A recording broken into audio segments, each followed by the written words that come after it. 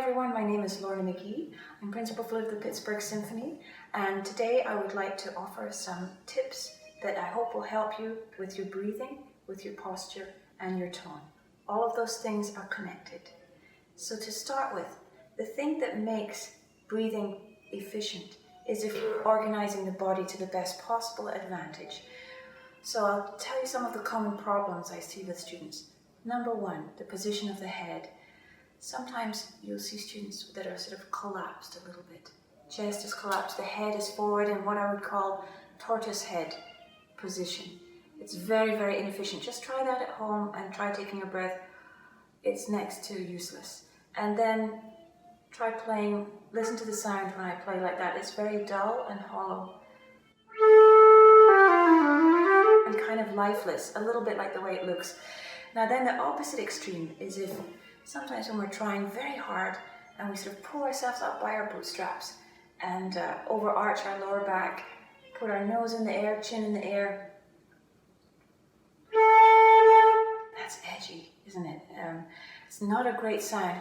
Try just even going into that position and try taking a breath. It's absolutely useless. It's almost even worse than the collapse because everything is so rigid and tight. So how do we take care of this? So we think of sending the crown of the head, not the nose or the chin, up, but the crown of the head up towards the ceiling. So that helps to keep the back of the neck nice and long and spacious.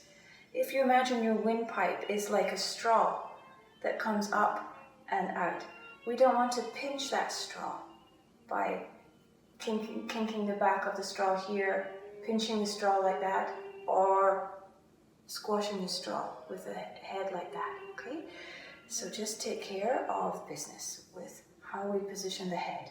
Okay, now the next thing I wanted to share with you is about the hands. That if the hands are rigid or the wrists are tight, that also really affects the breathing. You wouldn't think it, but it does. So if you try, let's say, pressing the keys on your instrument if you're a wind player, or the valves on the brass instruments, press them too hard and notice how that creates tension in your arms. That goes all the way up, back to the shoulders, and that affects your breathing. So try taking a breath like that. This is how not to do it. And it's, again, very tight. So always have a light touch, the lightest possible touch when you're holding your instrument. So that will allow you to get your most beautiful sound and great breathing. Now the very last thing I would say is please remember to breathe. Even my university students don't always remember to take a proper breath before they play. So they sometimes jump in with what I would call a student breath, which is like last minute, like that. So that's not a great breath. So instead, I tell them, please take a champion breath. So you could even breathe out before you breathe in. There's lots of time, before an entry. So a long, long in-breath.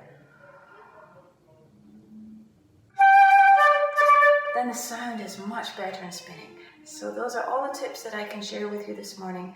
I hope they're useful and enjoy your practice.